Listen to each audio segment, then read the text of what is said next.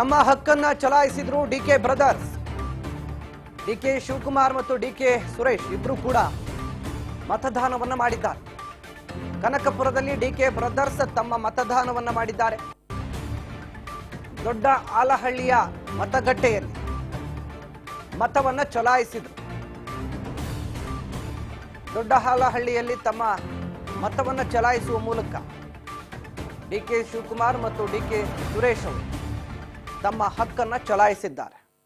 ನೋಡಿ, ದೊಡ್ಡ ಆಲಹಳ್ಳಿಯ ಮತಗಟ್ಟೆಗೆ ಭೇಟಿ ಕೊಟ್ಟು ಸರತಿ ಸಾಲಲ್ಲಿ ನಿಂತು ಡಿಕೆ ಸುರೇಶ್ ಅವರು ಕೂಡ ಮತದಾನ ಮಾಡಿದ್ದಾರೆ.